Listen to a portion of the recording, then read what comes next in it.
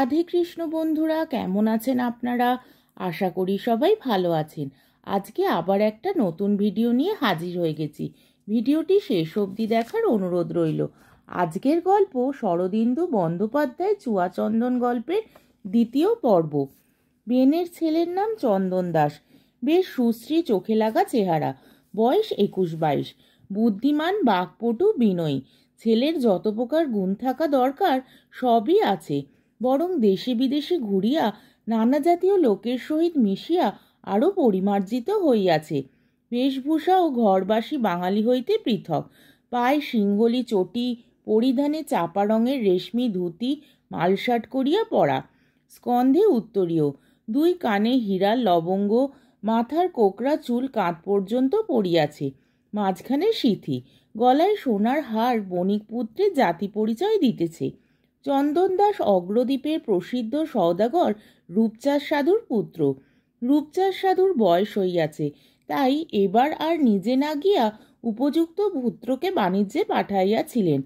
বৎসর 9 মাস পরে ছেলে বিলক্ষণ 2 পয়সা লাভ করিয়া দেশে ফিরিতেছে। বহুদিন একাদিক্রমে নৌকা চালাইয়া মাঝি মাল্লারা ক্লান্ত, তাই একদিনের জন্য চন্দন দাস নবদ্বীপ নৌকা বাঁধিয়াছে। কাল প্রভাতেই আবার গৃহাভিমুখে যাত্রা করিবে। চন্দন দাস হরষিত মনে গঙ্গাঘাটের পথ ধরিয়া নগর দর্শনে চলিল। সে সময় নবদ্বীপের সমৃদ্ধির বিশেষ খ্যাতি ছিল। পথে পথে নাট্যশালা, পাঠশালা, চূর্ণ বিলিপিত দেউল, প্রতি গৃহচূড়ায় ধাতু কলস, প্রতি দ্বারে কারুখচিত কপাট। বাজারের এক বিপণীতে লক্ষ টঙ্কার সওদা কেনা যায়। পথগুলি সংকীর্ণ বটে, কিন্তু তাহাতে নগরশ্রী আরও ঘনীভূত হইয়াছে। রাজপথে বহু লোকের ব্যস্ত যাতায়াত নগরকে সজীব ও প্রাণবন্ত করিয়া তুলিয়াছে। অনায়াস মন্তরপদে চন্দন দাস চারিদিকে চাহিতে চাহিতে চলিয়াছিল। কিছুদূর যাইবার পর একটি জিনিস দেখিয়া হঠাৎ তাহার 22 বছরের মুন্ডু ঘুরিয়া গেল। সে পথের মাঝখানে মন্ত্রমুগ্ধবৎ দাঁড়াইয়া পড়িল।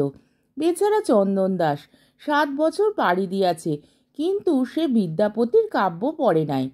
মেঘমালা সঞ্চে তরিতলতা যনু হৃদয়ে শেল দেই গেল, এরূপ ব্যাপার সে সম্ভবপর তাহা সে জানিত না। বিদ্যাপতি জানা থাকিলে হয়তো ভাবিতে পারিত অপরূপ বেকুল রামা, কনকলতা অবলম্বনে উয়ল হরিণহীন হিমধামা। কিন্তু চন্দন দাস কাব্যরসবঞ্চিত বেনের ছেলে, আত্মবিস্মৃতভাবে হাঁ করিয়া তাকাইয়া রহিল। প্রভাতে সে কাহার মুখ দেখিয়া উঠিয়াছিল কে জানে, কিন্তু আজ তাহার সুন্দর মুখ দেখিবার পালা।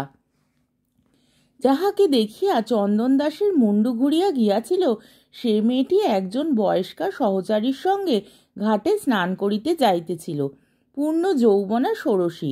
তাহার রূপের বর্ণনা করিতে গিয়া হতাশ হইতে হয়। বৈষ্ণব রসসাহিত্য নিংড়াইয়া এই রূপের একটা কাঠামো খাড়া করা যাইতে পারে। হয়তো এমনই কোনো গৌরচনা গড়ি নবীনার নববিকশিত রূপ দেখিয়া প্রেমিক বৈষ্ণব কবি তাহার রায়কমলিনীকে গড়িয়াছিলেন। কে বলিতে পারে? মেয়েটার প্রতি পদক্ষেপে দর্শকের হৃদকমল দুলিয়া দুলিয়া ওঠে, যেন হৃদকমলের উপর পা ফেলিয়া সে চলিয়াছে। তাহার মন্দির নয়নের অপাঙ্গ দৃষ্টিতে মনের মধ্যে মধুর মাদকতা উন্মথিত হইয়া ওঠে। কিন্তু এত রূপ সত্ত্বেও মেয়েটির মুখখানি ম্লান, যেন তাহার উপর কালো মেঘের ছায়া পড়িয়াছে। চোখ দুটি অবনত করিয়া ধীর পদে সে চলিয়াছে। তৈলসিক্ত চুলগুলি পিঠের উপর ছড়ানো, পরনে 8 পৌড়া রাঙাপাড় শাড়ি, দেহে একখানিও গয়না নাই, এমনকি নাকে বেসর কালে দুল পর্যন্ত নাই। কেবল 2 হাতে 2 গাছি শঙ্খ। মেয়েটির সঙ্গে যে সহচারী রহিয়াছে, তাহাকে সহচারী না বলিয়া প্রতিহারী বলিলেই ভালো হয়। সে যেন চারিদিক হইতে তাহাকে আগলাইয়া চলিয়াছে। তাহাকে দেখিলেই বুঝা যায় বিগত যৌবনা স্রষ্টা স্ত্রীলোক। আঁটোসাঁটো দোহারা গঠন, গোলাকৃতি মুখ, কলহপ্রিয় বড় বড় 2টা চোখ যেন সর্বদাই ঘুরিতেছে। চন্দন দাস হাঁ করিয়া পথের মধ্যস্থলে দাঁড়াইয়া রহিল। মেয়েটি তাহার পাশ দিয়া চলিয়া গেল। পাশ দিয়া যাইবার সময় একবার চকিতর ন্যায় চোখ তুলিল, আবার তৎক্ষণাৎ মাথা হেঁট করিল। সঙ্গিনী স্ত্রীলোকটা কটমট করিয়া চন্দন দাসের পানে তাকাইল। তাহার আত্মবিস্মৃত বিহবলতার জন্য যেন কিছু বলিবে মনে করিল, কিন্তু চন্দন দাসের বিদেশীর মতো সাজসজ্জা দেখিয়া কিছু না বলিয়া সমস্ত দেহের একটা শৈরিনী সুলভ ভঙ্গি করিয়া চলিয়া গেল। চন্দন দাসও অমনি ফিরিল। তাহার নগর ভ্রমণের কথা আর মনে ছিল না। সে একদৃষ্টে মেয়েটির দিকে তাকাইয়া রহিল। মেয়েটিও কয়েক পা গিয়া একবার ঘাড় বাঁকাইয়া পিছু ফিরিয়া চাহিল। গেলি কামিনী গুজহগামিনী বিহসী পাল্টি নেহারি। চন্দন দাসের যেটুকু সর্বনাশ হইতে বাকি ছিল তাহাও এবার হইয়া গেল। সেও গঙ্গাঘাটের দিকে ফিরিল। অগ্রবর্তিনী শানার্থিনীদের দৃষ্টি বহির্ভূত হইতে না দিয়া তাহাদের পিছু পিছু চলিল। ক্রমে তাহার ঘাটের সম্মুখে পৌঁছিল। এখানে চন্দন দাস আবার নিমাই পণ্ডিতকে দেখিতে পাইল। তিনি স্নান শেষ করিয়া বোধহয় গৃহে ফিরিতেছিল, ভিজা গামছা গায়ে জড়ানো। চন্দন দাস লক্ষ্য করিল, মেয়েটির প্রতি দৃষ্টি পড়িতেই নিমাই পণ্ডিতের মুখে একটা ক্ষুব্ধ কারুণ্যের ভাব দেখা দিয়াই মিলাইয়া গেল। তিনি অন্যদিকে মুখ ফিরাইয়া দ্রুতপদে প্রস্থান করিলেন। অতঃপর স্ত্রীলোক দুইটি ঘাটে গিয়া স্নান করিল। চন্দন দাস একটু আড়ালে থাকিয়া চোরা চাহুনিতে দেখিল, চন্দন দাস দুষ্মন্ত নহে। অসংশয় ক্ষত্র পরিগ্রহ ক্ষমা তাহার মনে আসিল না, কিন্তু নানা ক্ষুদ্র কারণে তাহার ধারণা জন্মিল যে মেয়েটি বেনের মেয়ে, তাহার স্বজাতি। কিন্তু একটা কথা সে কিছুতেই বুঝিতে পারিল না, এত বয়স পর্যন্ত মেয়েটি অনড়া কেন? বিধবা নয়, হাতের শঙ্খ ও রাঙাপাড় শাড়ি তাহার প্রমাণ। তবে 16-17 বছরের মেয়ে বাংলাদেশে অবিবাহিত থাকে কি করিয়া? কিন্তু সে যাহা হোক, স্নান সারিয়া তাহারা যখন ফিরিয়া চলিল তখন সেও তাহাদের পিছু লইল। চন্দন দাসের ব্যবহারটা বর্তমানকালে কিছু বর্বরচিত বোধ হইতে লাগিল, কিন্তু একালের রুচি দিয়া সেকালের শিষ্টাচার বিচার করা সর্বদা নিরাপদ নয়। তাছাড়া উপস্থিত ক্ষেত্রে শিষ্টাচারের সূক্ষ্ম অনুশাসন মানিয়া চলিবার মতো হৃদয়যন্ত্রের অবস্থা চন্দন দাসের ছিল না। তাহার কাঁচা হৃদযন্ত্রটা একেবারেই অবশ হইয়া পড়িয়াছিল। বিশেষ দোষ দেওয়া যায় না। অনুরূপ অবস্থায় পড়িয়া সেকালে ঠাকুর দেবতার কিরূপ বিহবল বেএখতিয়ার হইয়া পড়িতেন তাহা তো ভক্রু কবিগণ লিপিবদ্ধ করিয়া গিয়াছেন। এ ধ্বনি কে কহে বটে? মোট কথা, চন্দন দাস তাহার মনচোরা মেয়েটির পশ্চাৎ ধরিল। এ পথ হইতে ও পথে কয়েকটা মোড় ফিরিয়া প্রায় 1 পোয়া পথ অতিক্রম করিবার পর মেয়ে এক গলির মধ্যে প্রবেশ করিল। চন্দন দাস দেখিল, পাড়াটা অপেক্ষাকৃত গরিব বেনে পাড়া। অধিকাংশ বাড়ির খড়ের বা খোলার চাল। গলির মধ্যে কিছু দূর গিয়া মেয়েটি এক ক্ষুদ্র পাকা বাড়ির দালানে উঠিয়া অদৃশ্য হইয়া গেল। বাড়িটা পাকা বটে, কিন্তু অতিশয় জীর্ণ ও শ্রীহীন।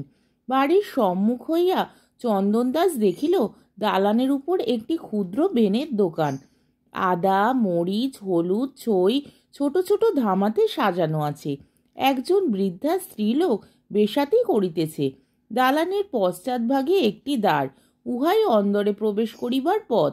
চন্দন দাস বুঝিল, ওই পথেই মেয়েটি ও তাহার সঙ্গিনী অন্দরে প্রবেশ করিয়াছে। চন্দন দাস বড় সমস্যায় পড়িল।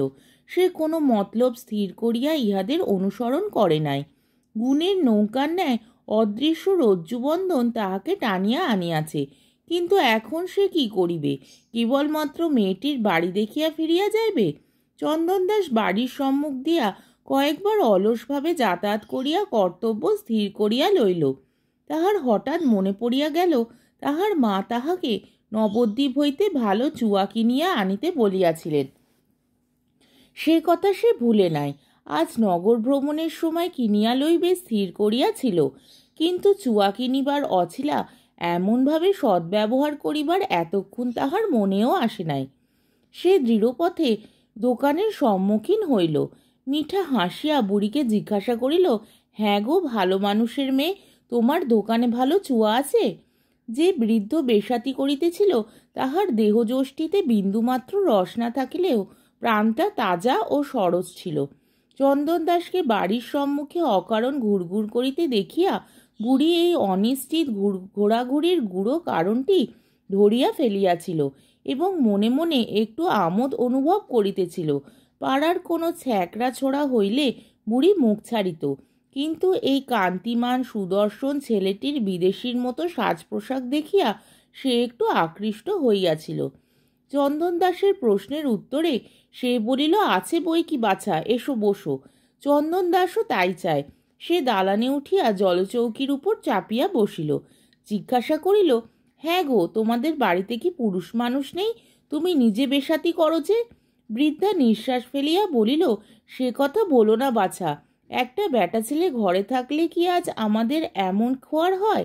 তারপর কথা পাল্টাইয়া বলিল, তা হ্যাঁ বাছা, তোমাকে তো আগে কখনো দেখিনি, নদের লোক নও বুঝি? চন্দন দাস বলিল, না, আমার বাড়ি অগ্রদ্বীপ। বুড়ি বলিল, ও তাই, কথায় বার্তায় যেন বেনের ছেলে বলে মনে হচ্ছে। চন্দন দাস তখন জাতি পরিচয় দিল, নিজের ও পিতার নাম উল্লেখ করিল।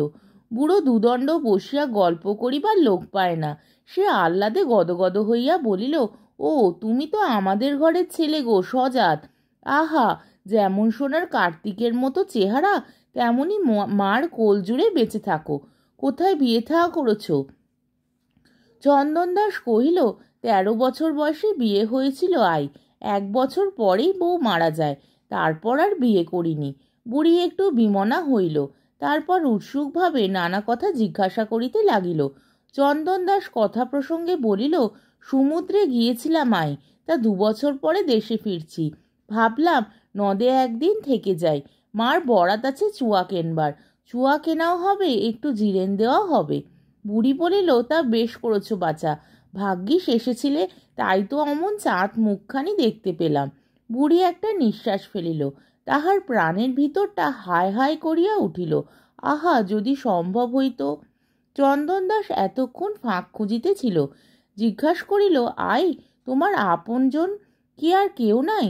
একটি নাতনি আছে, আর সব মরে হেজে গেছে। পোড়া কপালের ছুরির কপাল, বলিয়া বুড়ি আঁচলে চোখ মুছিল। নাতনি? চন্দন দাস সচকিত হইয়া উঠিল। তবে বুড়ির নাতনিকেই সে দেখিয়াছে। তবে তুমি বুড়ো মানুষ দোকান দেখো কেন? সে দেখতে পারে না? বুড়ি উদাস আশাহীন সুরে বলিল, সে অনেক কথা বাছা, আমাদের দুঃখের কাহিনী কাউকে বলবার নয়। সমাজ আমাদের বিনা দোষে যাতে ঠেলেছে, মুখ তুলে চাইবার কেউ নেই। আর কাকেই বা দোষ দেব? সব দোষ ওই হতভাগীর কপালের। এমন রূপ নিয়ে জন্মেছিল, ওই রূপই ওর শত্রুর। চন্দন দাসের কৌতূহল ও উত্তেজনা বাড়িয়াই চলিয়াছিল। সে সাগ্রহে প্রশ্ন করিল, কি ব্যাপার আই, সব কথা খুলেই বলো না। বুড়ি কিন্তু রাজি হইল না। বলিল, কি হবে বাবা আমাদের লজ্জার কথা শুনে? কিন্তু তো করতে পারবে না, কি কেবল মনে দুঃখ পাবে। কে বললে কিছু পারবো না? না বাবা, সে কেউ পারবে না। আহা, সোনার প্রতিমা আমার, কালই জলে ভাসিয়ে দিতে হবে রে, বলিয়া বুড়ি হঠাৎ মুখে কাপড় চাপা দিয়া কাঁদিয়া উঠিল। চন্দন দাস বুড়ির হাত চাপিয়া ধরিয়া বলিল, আই, আমি বেনের ছেলে, তোর গা ছুঁয়ে বলছি, মানুষের যা সাধ্য আমি তা করব। তোর নাতনির কি বিপদ বল। বুড়ি উত্তর দিবার পূর্বেই বোধ করি তাহার ক্রন্দনের শব্দে আকৃষ্ট হইয়া সে বিগত যৌবনা প্রহরিণী বাহির হইয়া আসিল। কর্কশ কণ্ঠে জিজ্ঞাসা করিল, কাঁদছিস কেন রে বুড়ি, কি হয়েছে? বুড়ি বিলক্ষণ বুদ্ধিমতী, তাড়াতাড়ি চোখ মুছিয়া আমতা আমতা করিয়া বলিল, কিছু নয় রে চাপা, অমনি। এই ছেলেটি দূর সম্পর্কে আমার নাতি হয়, অনেক দিন পরে দেখলুম, তাই। চাপা চন্দন দাসের দিকে ফিরিল। বৃহৎ সর্বতুল চক্ষু তাহার মুখের ওপর স্থাপন করিয়া বুড়ির উদ্দেশ্যে বলিল, নাতি? তোর নাতি আছে, আগে কখনো বলিসনি তো? বুড়ি কম্পিত স্বরে বলিল, বললুম না দূর সম্পর্কে, আমার পিস্তুত বোনের। চাপা বলিল, বুঝেছি। তারপর চন্দন দাসকে প্রশ্ন করিল, তোমাকে আজ পথে দেখেছি না? চন্দন দাস শটাং মিথ্যা কথা বলিল, কই না, আমার তো মনে পড়ছে না। চাপা তীক্ষ্ণ চোখে আরও কিছুক্ষণ চন্দন দাসকে নিরীক্ষণ করিল। শেষ মুখে একটু হাসি আনিয়া বলিল, তবে আমারই ভুল। বুড়ি, তুই তাহলে তোর নাতির সঙ্গে কথা ক, আমি একটু পাড়া বেরিয়ে আসি। তোর নাতি আজ এখানে থাকবে তো? দেখিস, ছেড়ে দিসনি যেন। এমন রসের নাতি কালে ভদ্রে পাওয়া যায়, বলিয়া চোখ ঘুরাইয়া বাহিরের দিকে প্রস্থান করিল। আজকের ভিডিওটি এখানেই শেষ হলো। আমার ভিডিওটি যদি আপনাদের ভালো লেগে থাকে তাহলে আমাকে কমেন্টের মাধ্যমে আপনাদের মূল্যবান মতামত অবশ্যই জানাবেন এবং আমার ভিডিওটিকে লাইক ও শেয়ার করার ও আমার চ্যানেলটিকে সাবস্ক্রাইব করারও অনুরোধ রইল। তাহলে আজকের ভিডিওটা এই অবধি। পরের দিন আবার এই গল্পেরই তৃতীয় পর্ব নিয়ে হাজির হয়ে যাব।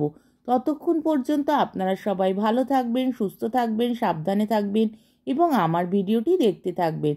তাহলে আজকে আসি। রাধে কৃষ্ণ।